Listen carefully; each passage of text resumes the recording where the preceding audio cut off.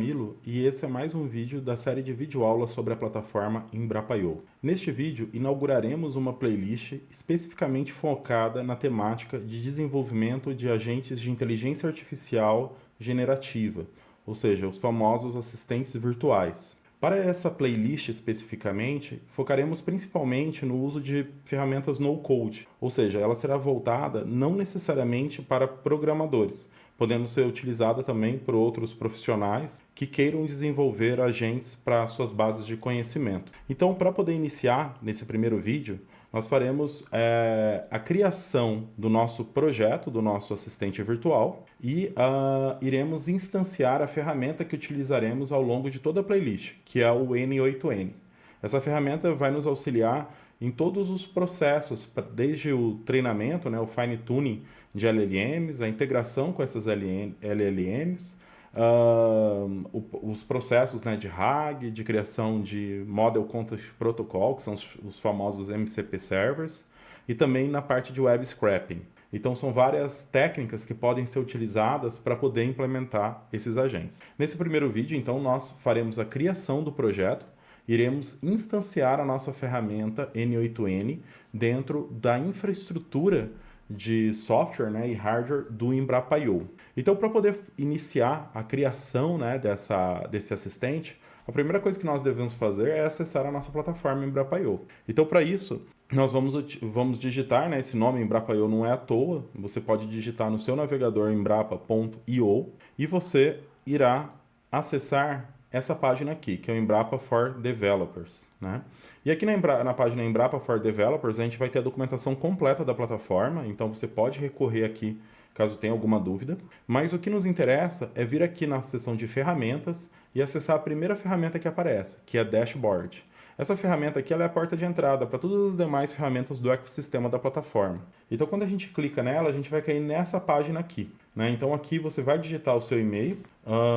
E lembrando, esse curso ele é dedicado principalmente aos colaboradores da Embrapa. Então, se você não tiver um e-mail, você estiver assistindo esse curso, você está numa equipe de projeto da Embrapa, mas não tem um e-mail @embrapa.br, um colaborador externo, alguns desses passos que eu vou mostrar à frente, eles precisarão ser executados por um membro da sua equipe que seja da Embrapa. Você vem, clica pode clicar que é um dispositivo confiável, insira o PIN que foi enviado para o seu e-mail de 6 dígitos e você irá acessar o painel de controle do Embrapa.io. Agora, o passo para poder criar o assistente é vir aqui em Novo Projeto. Você deve aceitar esse disclaimer que aparece aqui, leia com atenção. E aí, os passos, os campos que nos interessam aqui são principalmente esses dois aqui, o nome do projeto e o nome Unix do projeto. O nome do projeto, a gente vai colocar o nome apresentável do projeto. Então, tome cuidado para que esse nome, nesse momento, ele não pode ser alterado no futuro.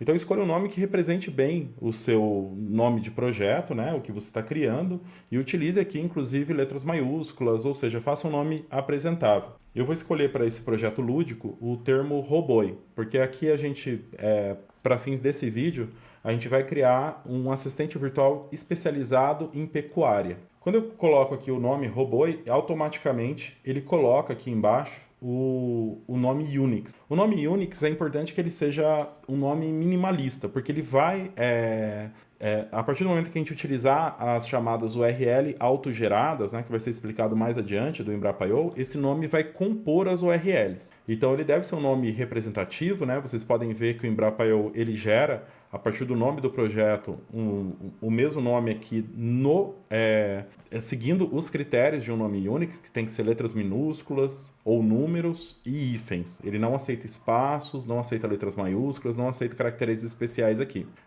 Então ele coloca aqui uma proposta de nome, até 20 caracteres, e aqui ele colocou robô. Então, para mim tá ótimo, é um nome minimalista, vai ser um nome bom para compor as minhas URLs. Os repositórios de suporte, eu não vou entrar em detalhes, não é o objetivo desse vídeo, mas a gente tem um vídeo específico sobre a criação de projetos, onde cada um desses repositórios é explicado a fundo. Então, para cá, aqui, nesse momento, eu vou apenas desmarcar eles, não vou querer nenhum repositório de suporte. E agora eu vou escolher os ecossistemas digitais. Eu sou obrigado a escolher pelo menos um ecossistema digital para poder falar em qual ecossistema que se enquadra a aplicação que eu estou fazendo.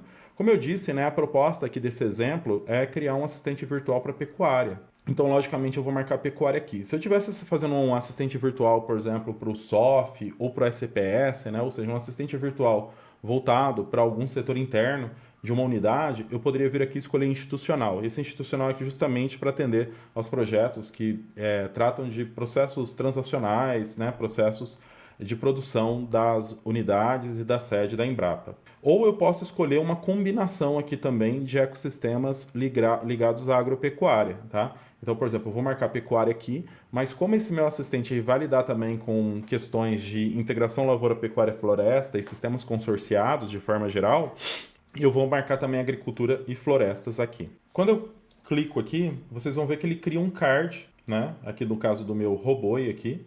E esse card ele tá com uma caixinha vazia, né? Significa que eu não tenho nenhuma aplicação. O Embrapa.io, assim, de forma bem resumida, né? Eu posso criar um projeto e esse projeto ele pode ter diversas, né? Um número infinito de aplicações dentro dele. Então, o que é uma aplicação do Embrapa.io? É, por exemplo, o banco de dados, ou o aplicativo móvel daquele projeto, o aplicativo web daquele projeto, ou seja, todas as aplicações desacopladas que formam aquele projeto como um todo, aquela solução como um todo. Aqui no caso, então, ele começa vazio e aí eu posso criar novas apps aqui a partir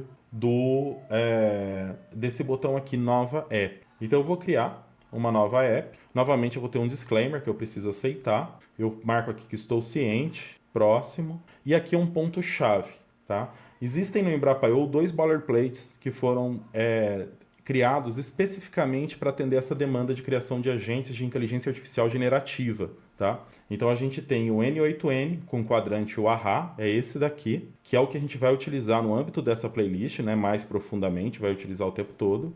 E a gente tem também um boilerplate sobre MCP Server. Isso daqui é um tópico avançado, que vai ser tratado também em um vídeo específico, mas já é mais voltado para desenvolvedores, ou seja, para programadores, tá? Então, para a gente poder começar aqui a criar um nosso agente, a gente vai escolher o boilerplate com o N8N. O que esse boilerplate vai fazer?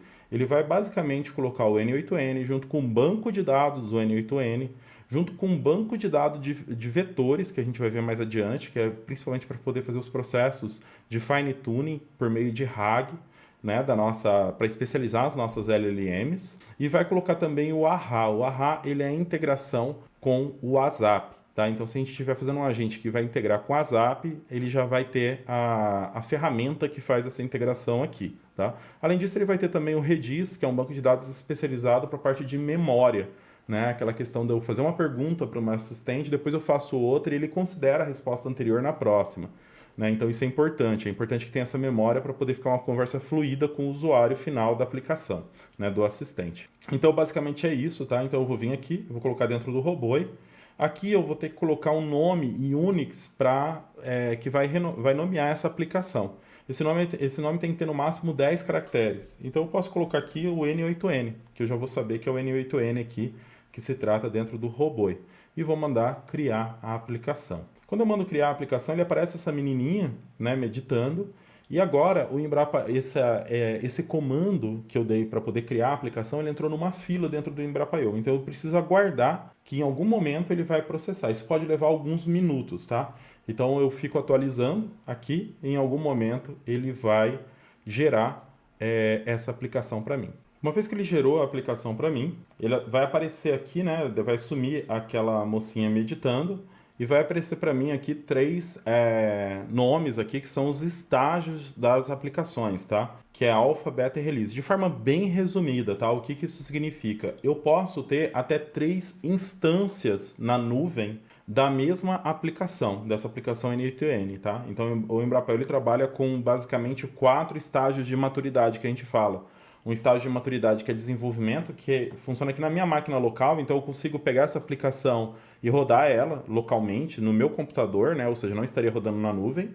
Aí o primeiro estágio na nuvem é o estágio de alfa, então seria como um estágio voltado para testes internos dessa aplicação. Depois o estágio de beta, que seriam testes externos, por exemplo, eu estou fazendo testes com uma associação de produtores, né, ou usuários elencados dentro da unidade, por exemplo, para testar uma determinada aplicação. E por fim, o estágio de release, que é o estágio de produção, né? Lembrando que cada um desses estágios é uma instância totalmente independente dessa aplicação. Então, se eu criar, por exemplo, instanciar cada um desses estágios para minha aplicação N8N do Roboi, o que eu vou ter na prática é uma aplicação completa, né, dentro de uma URL única em cada um desses estágios, e cada uma com seu próprio banco de dados, né, seus próprios workflows e tudo mais. Então existe uma separação completa entre essas instâncias, tá? Então muitas vezes assim eu não preciso usar todos os estágios, né? Para casos de assistentes virtuais, eu posso utilizar, por exemplo, só um estágio, que é o meu estágio, por exemplo, de desenvolvimento, aqui de testes que eu vou fazer na nuvem mesmo, que pode ser o alpha, e depois o estágio de produção já, que já vai ser o estágio em que vai ficar, né, para as pessoas utilizarem, tá? Porque isso vai gerar algum ônus de manutenção. Eu vou ter que ficar migrando, por exemplo, workflows que eu estou desenvolvendo aqui para o estágio de produção e assim por diante. Então, a gente não precisa usar todos, tá? Então, como que eu faço para poder fazer o deploy da minha aplicação para ela passar a funcionar na nuvem, né?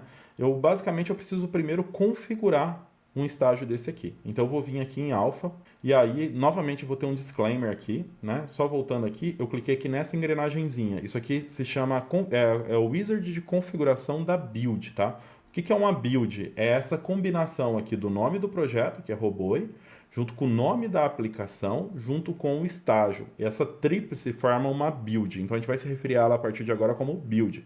Então eu vou configurar essa build, clicando nessa engrenagenzinha, e vocês podem ver que aqui em cima fica o nome da build, para eu saber exatamente o que eu estou configurando. Então é o Roboi, na aplicação N8N, no estágio de alpha.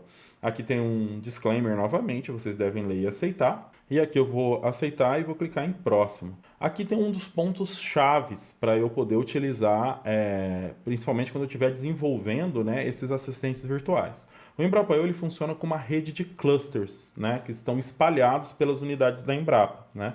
Então a gente tem clusters na Embrapa Sede, a gente tem clusters na Embrapa Gado de Corte, a gente tem clusters na agricultura digital e assim por diante, certo? O que acontece é que alguns desses clusters, cada cluster desse ele tem características e recursos diferentes. O que isso significa? Que eu posso ter clusters, por exemplo, que tem o que a gente chama de servidores SMTP, que é a possibilidade de enviar e-mail, e servidores que não têm essa possibilidade.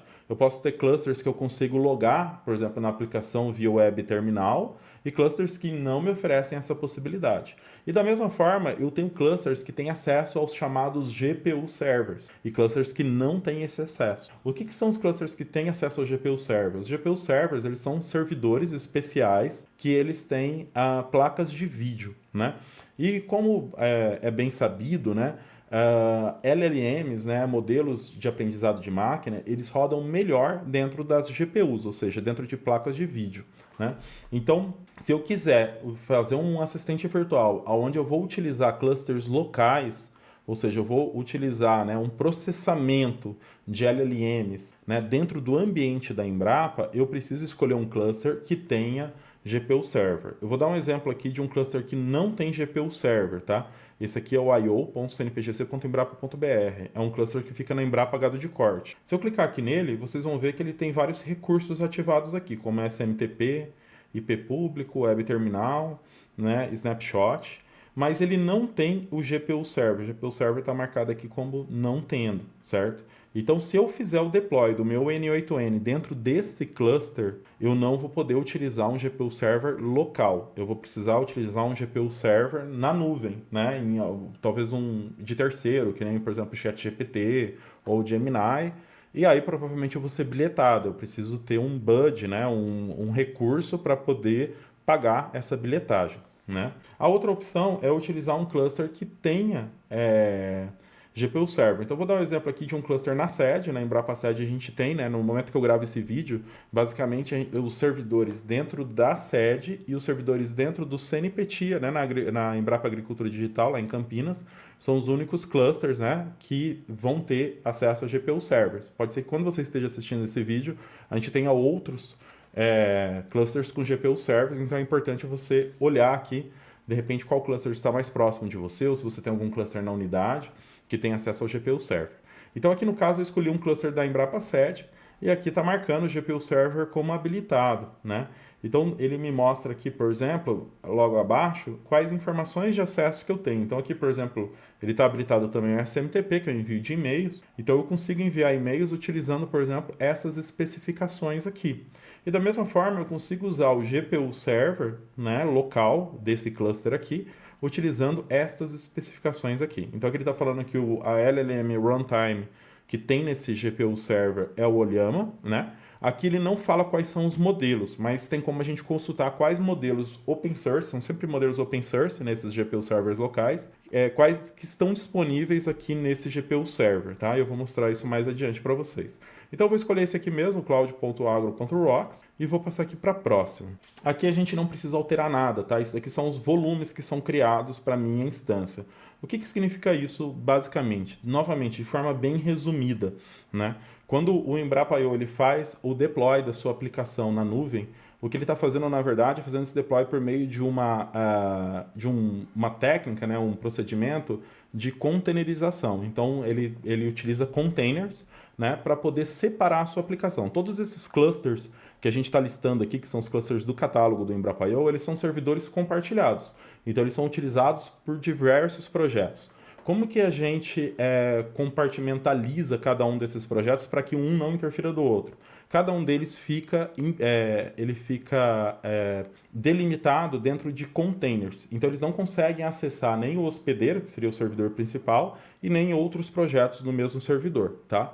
Então, esses containers, eles podem ser destruídos a todo momento, né? Essa é uma das propostas da containerização, que você consiga destruir eles e recriar a todo momento, até para você poder atualizar as imagens e tudo mais. Eu vou mostrar isso depois para vocês. Mas existem alguns dados que eu não posso perder nessa destruição. E esses dados são os dados que ficam nos volumes. Então, os volumes são como se fossem discos, né, HDs, para esses containers. Então, o Embrapa.io, automaticamente, quando eu escolho um boilerplate para ele, ele já tem uma configuração de quais volumes os containers que fazem parte, que compõem aquele boilerplate, eles precisam para poder funcionar. Então ele coloca aqui para nós de forma automática. Então não precisa mudar isso, a gente pode usar o padrão aqui, que é justamente aquilo que o boilerplate ele já configura para nós, tá? Então a gente vai simplesmente colocar próximo aqui. E aqui a gente tem algumas configurações, que são as configurações das variáveis de ambiente, né, desse ambiente da build, onde ela vai rodar, tá? Então, todas as variáveis de ambiente que estão com o tipo server aqui, a gente não consegue alterar nem apagar. Elas são variáveis que são injetadas automaticamente pelo Embrapa.io. Então, o Embrapa.io ele vai colocar esse nome de projeto aqui para nós, ele vai falar como a gente escolheu o alpha, né? A gente está configurando uma build em alpha, né? Lembrando, está aqui em cima. Ele vai configurar aqui como alpha, ele vai injetar qual que é o servidor e assim por diante. Não vou entrar em detalhes, tá? A versão também, que é uma coisa muito importante que eu vou explicar daqui a pouco, né? Quem que está fazendo o deploy e assim por diante, tá? Então eu vou passar para frente aqui. E aí as primeiras variáveis que a gente tem aqui são as variáveis do tipo server, essas variáveis que eu não consigo alterar. Depois a gente tem as variáveis do tipo porta, também não vamos alterar, tá? Na verdade a gente não precisa alterar quase nada aqui. O que é importante a gente alterar aqui para poder colocar isso no ar? O host, tá? Isso aqui é importante a gente alterar. E se for necessário, você pode alterar eventualmente alguma senha que o Embrapa.io tenha colocado aqui por padrão. Eu não recomendo alterar essas senhas, tá? Porque o Embrapa.io ele coloca senhas fortes aqui e você a todo momento, eu vou mostrar depois, vocês podem voltar aqui e recorrer a essas senhas. Recuperar elas no momento que vocês quiserem, porque ela fica gravada aqui e vai estar acessível para vocês. Então pode manter as senhas que ele criou aqui originalmente, que não tem problema nenhum. Aqui o time zone, né? Se você tiver um time zone diferente, às vezes é bom alterar isso daqui, mas pode deixar por padrão aqui São Paulo.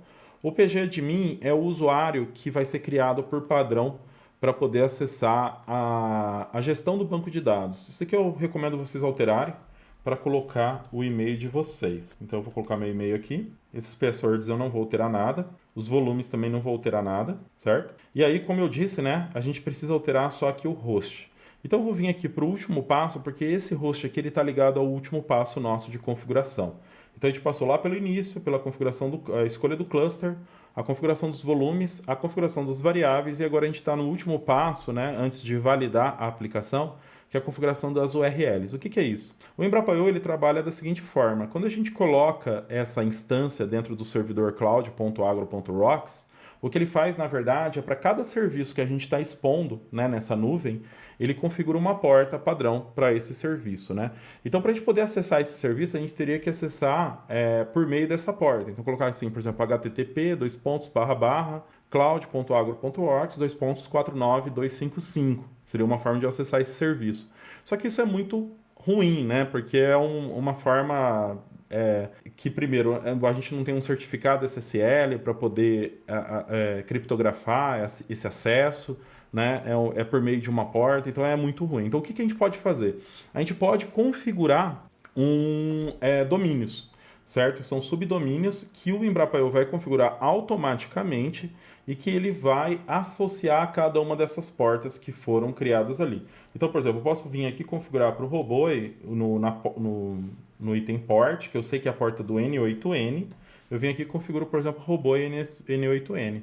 No domínio que ele me dá aqui como pré-configurado para esse cluster, tá? Que é o agro.agro.rocks. Aí, da mesma forma, eu posso vir aqui e configurar o quadrante. Recomendo vocês configurarem todos, tá? Quadrante também para o a.agro.rocks. PGAdmin também posso vir aqui. Aqui, por exemplo, posso colocar só DB, que eu sei que é para a configuração do PGAdmin, a.agro.rocks. Ou posso colocar aqui PGAdmin mesmo para ficar melhor, até para lembrar, né? PGAdmin. E por último, eu venho aqui e configuro o ARRA. Se por acaso você tiver, por exemplo, numa unidade da Embrapa e quiser configurar, né?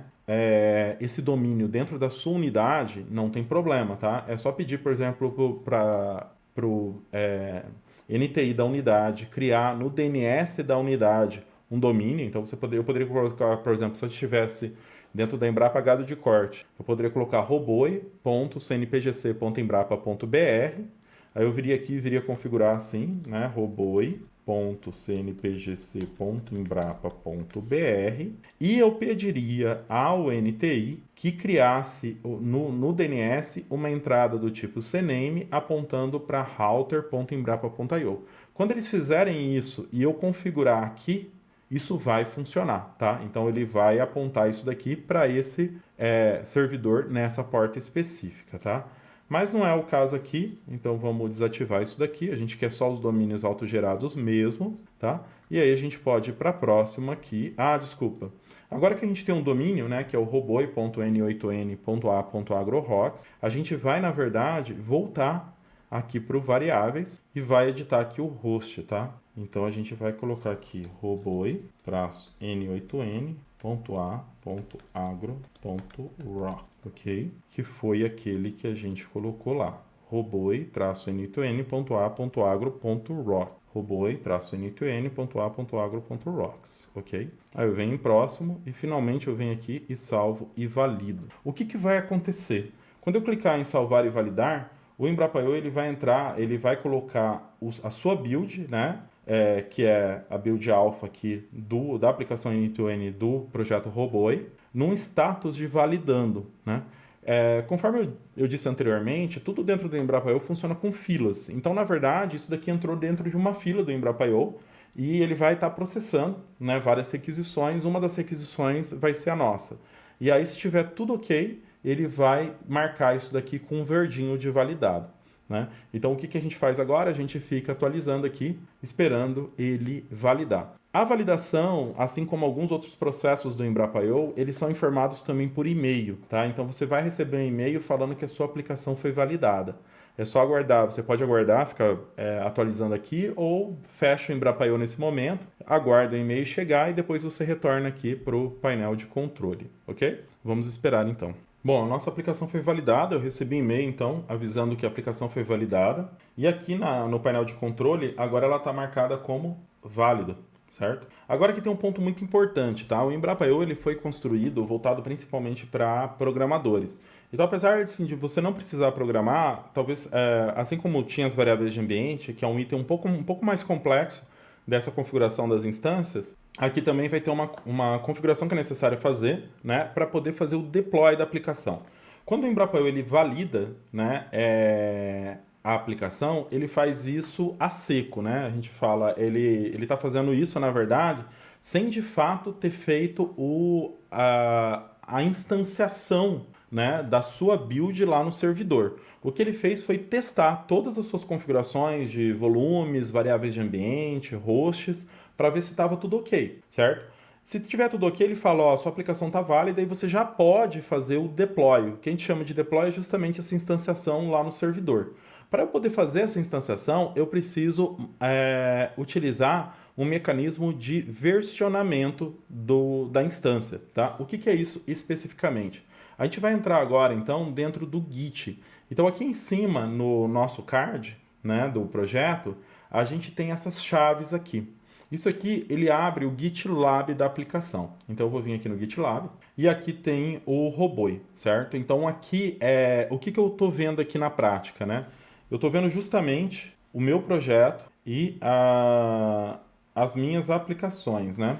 Então, aqui eu tenho o N8N, que é a única aplicação que eu tenho. E aqui está todo o código dessa aplicação, certo? A gente não fez nenhuma alteração do código, nem foi necessária, né? Para poder instanciar o N8N na sua versão padrão, a gente não precisa fazer nenhuma alteração. Se a gente for colocar o N8N em produção, existe uma configuração que talvez seja necessária fazer aqui, que é colocar o chamado N8N em filas, mas isso também é um tópico avançado que vai ser abordado mais para frente em outro vídeo dessa playlist, tá? Então, para eu poder colocar ele em produção, vocês vão ver que o N8N, aqui a minha aplicação, ela tem o código principal dela, que fica aqui nessa branch que a gente chama de main, certo? Então aqui está todo o código dela. E além disso, o Embrapa.io, no momento em que ele colocou esse código fonte aqui dentro do GitLab, ele criou uma branch para cada um dos meus estágios. Então eu tenho o alpha, o beta e o release. O estágio alpha foi aquele que a gente já configurou, né?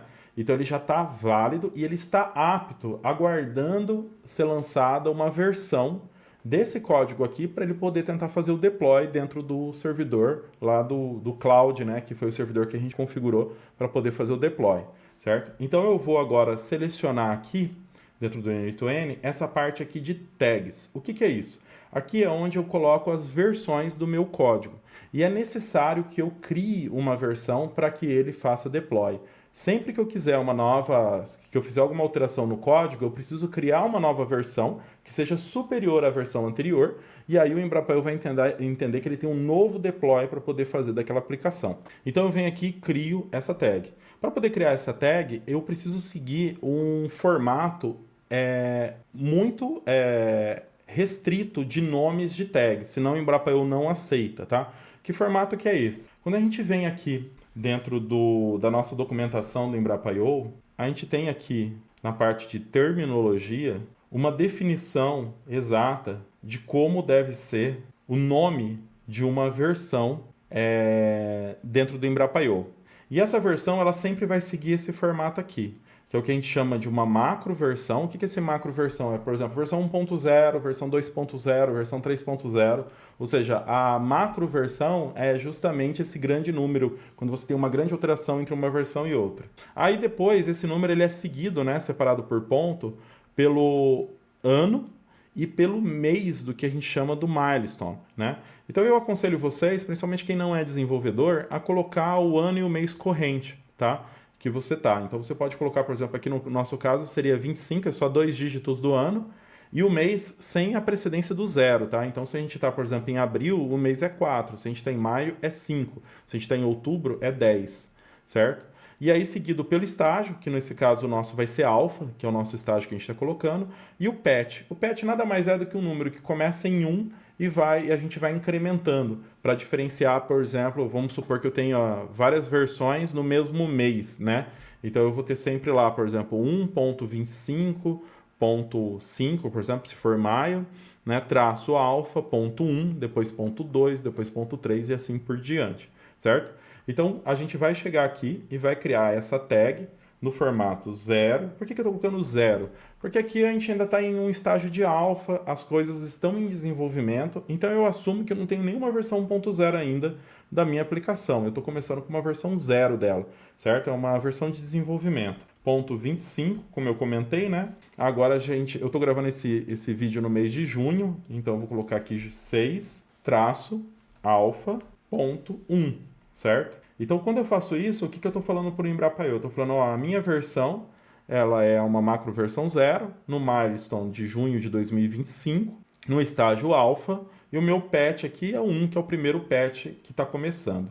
E eu vou criar essa versão dentro da minha branch alpha. Isso é muito importante, tá? Senão também não vai funcionar. Então eu preciso avisar o Embrapa.io que essa tag se refere a essa branch aqui. Quando eu fizer isso e der create tag aqui, o Embrapa.io ele já vai, ele fica varrendo essas tags, então ele entende que tem uma tag nova para poder ser feita deploy, e ele vai, novamente, né, ele vai fazer o processo de deploy a partir de uma fila, tá? Então isso não é instantâneo.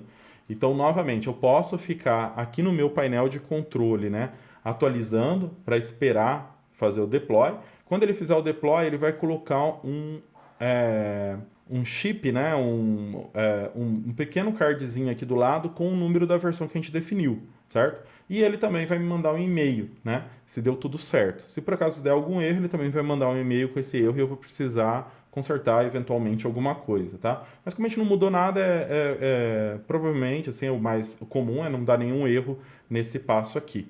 Então vamos aguardar novamente, né, que esse e-mail chegar, pode levar alguns minutos. Muito bem, dando tudo certo, vocês vão receber um e-mail como esse aqui, né, falando que o deploy foi um sucesso. E aqui, se eu atualizar o meu painel de controle, vocês vão ver que apareceu aqui a minha versão que foi feito o deploy, que é 0.25.6 Alpha 1, foi aquela versão que eu defini.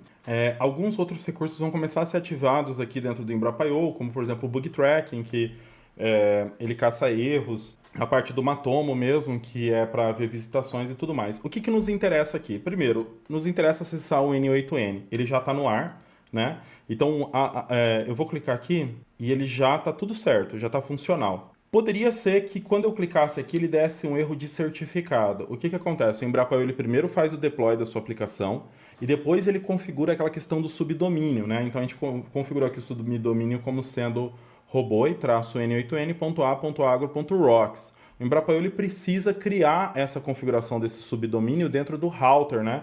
O do balançador de carga que a gente fala da plataforma. E precisa também configurar um certificado SSL. Isso pode demorar um pouco, né? Então ele primeiro instancia a sua aplicação, faz o deploy e depois ele configura esse domínio. Então pode ser que você clique aqui e dê algum erro de certificado.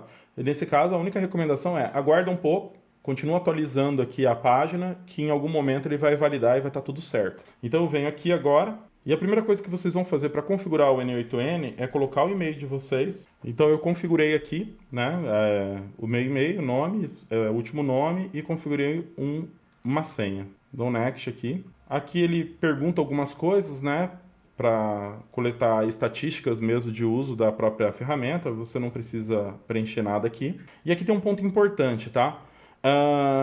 O N8N ele é uma ferramenta gratuita. Então, ele é uma ferramenta de open source que a gente fala, né, de código aberto. Então, você pode utilizar os recursos dele de forma ilimitada, né, os recursos que ele oferece aqui, e sem limite de tempo também. Então, como uma boa ferramenta open source. Só que existem alguns recursos que são mantidos pela equipe do N8N que são pagos, né? Se você quiser, você pode ativar alguns desses recursos fazendo uma ativação de uma licença que ele oferta aqui. Então aqui ele explica, né, workflow history, o debugging avançado, né, execução de search, tag, então criação de folders também para organização dos seus workflows. Então é interessante. Então eu recomendo que vocês, nesse momento aqui, vocês peçam a licença, né? Essa licença também ela é vitalícia. Ele vai te mandar essa licença por e-mail. E aí, para você poder ativar essa licença, você vai vir aqui em Settings. E bem aqui, ó, tem esse Unlock. Opa, não é aqui não. É aqui, ó. Enter Activation Key. Então, a gente vai pegar esse e-mail que o N8N vai nos enviar. O meu e-mail já chegou aqui. Normalmente é bem rápido. E eu vou colocar aqui e vou mandar ativar. E aí, uma vez ativado isso daqui, ele já registrou e já está tudo certo. Certo? Então, esse passo eu recomendo que todos vocês façam. Ele é importante, tá? Um outro ponto aqui é que vocês podem ver que vão surgindo, né, com o passar do tempo, atualizações para serem feitas aqui no N8N. Então, nesse momento, por exemplo, tem um update para ser feito, que é a versão 1.98.2. Essas versões, normalmente, elas trazem coisas bem relevantes. É importante você manter a sua instância do N8N na sua build atualizada. Como que você atualiza a sua instância do N8N dentro do Embrapa.io? Basta você voltar aqui para o Embrapa.io, né? E agora vocês vão ver que ativou aqui, a partir do momento que foi feito o deploy, foi ativado também uma figurinha, que é essa figurinha aqui do tipo um monitor de frequência cardíaca, né? Isso daqui ele mostra a saúde de todos os componentes do Embrapa.io, dos componentes da sua build dentro do Embrapa.io, né? Então aqui ele está mostrando aqui, por exemplo, como que está o banco de dados, o Nginx, o quadrante, o array e assim por diante, certo? E aqui a gente tem uma coisa muito importante que é esse botão aqui de reiniciar, tá? A gente consegue também, se for necessário, fazer backup por demanda aqui. Então você pode ativar isso daqui, você vai receber um e-mail de backup. Isso tudo está na documentação do Embrapa.io, também não vou entrar em detalhes, tá? Se a gente precisar também tirar do ar essa instância por qualquer motivo, teve uma invasão, tem alguma coisa crítica, você pode vir aqui desativar, ele vai derrubar toda a instância e vai permanecer derrubada, certo? A gente também consegue ver os logs por meio do Grafana, nesse botão aqui. Mas o nosso ponto aqui é a atualização do N8N. E para atualizar, a gente vai vir aqui no reiniciar. Eu posso reiniciar a minha instância a qualquer momento, clicando aqui em reiniciar. Basicamente, o que o Embrapa.io vai fazer vai ser parar todos esses containers e subir novamente. Se eu quiser atualizar a imagem dos containers, eu preciso clicar aqui em atualizar, certo? E aí o que ele vai fazer? Ele vai, de fato, atualizar a imagem de todos os containers, tá? Em situações críticas, eu também posso pedir para remover essas imagens. E aí, nesse caso, ele recria todas as imagens, tá? Mas também não é o caso. O que a gente quer aqui é só atualizar. Então, novamente, eu vou clicar aqui em atualizar e o Embrapa.io vai cuidar disso para mim, tá bom? Então, ele vai, novamente, vai entrar numa fila. Em algum momento, ele vai mandar um e-mail aqui falando que a instância foi atualizada, tá? Enquanto isso, a gente pode utilizar aqui a nossa instância, tá? Então, eu vou mostrar a atualização só para vocês, né? E aí vou deixar para a gente mostrar como configurar, como iniciar o nosso projeto do assistente virtual aqui dentro do N8N no próximo vídeo dessa playlist. Então, depois de algum tempo, eu recebi esse e-mail aqui de que o restart foi um sucesso. E se vocês atualizarem a instância de vocês N8N, vocês vão ver que vai sumir aquele recado aqui de atualizações. E agora a minha instância está na última versão. Agora, por fim, gente, só para mostrar aqui, a integração com os clusters, né? E como que eu consigo ver quais modelos eu tenho disponíveis, tá? E aí a gente já faz um primeiro workflow dentro do N8N. Então você vai vir aqui em Create Workflow. E aqui, para esse exemplo, eu vou optar, né? Eu sempre tenho que escolher uma trigger para começar o workflow, né? Que seria o gatilho. E aqui eu vou escolher, para poder exemplificar aqui, o Chat Trigger. Ele coloca aqui para mim. Então ele colocou aqui o Chat Trigger. E aí eu venho aqui e vou escolher já um agente de IA, né? Esse agente de IA que eu vou escolher vai ser aqui o AI Agent. Então vocês podem ver que ele está aqui, ele já está conectado ao Chat Trigger. E aqui eu posso escolher algumas coisas, tá? A primeira coisa que eu vou escolher vai ser o Chat Model. Então aqui eu vou dar um exemplo de como a gente utiliza a nossa infraestrutura baseada em GPU servers do própria plataforma, tá? Então eu vou escolher aqui o Ollama. Lembra que eu mostrei que a LLM Runtime que tinha no cluster em que a gente fez o deploy, né? Ou seja, o GPU server que está visível por esse cluster, ele estava rodando como LLM Runtime a ferramenta Ollama, tá? A ferramenta Ollama é uma ferramenta muito popular para rodar LLMs. E o N8N já tem a integração com o Ollama. Então a gente vai vir aqui, vai escolher o Ollama. E aqui a gente precisa configurar as credenciais. Então aqui eu vou criar uma nova credencial. E vocês podem ver que ele coloca aqui uma sugestão baseada em localhost. Só que o nosso servidor, o nosso cluster, que é o cloud.agro.rocks, ele na verdade não é o GPU server. Ele está em uma rede que ele consegue ver, né, visualizar ou acessar o GPU server. E as informações para acesso desse GPU server, elas estavam lá naquelas informações do cluster que eu mostrei.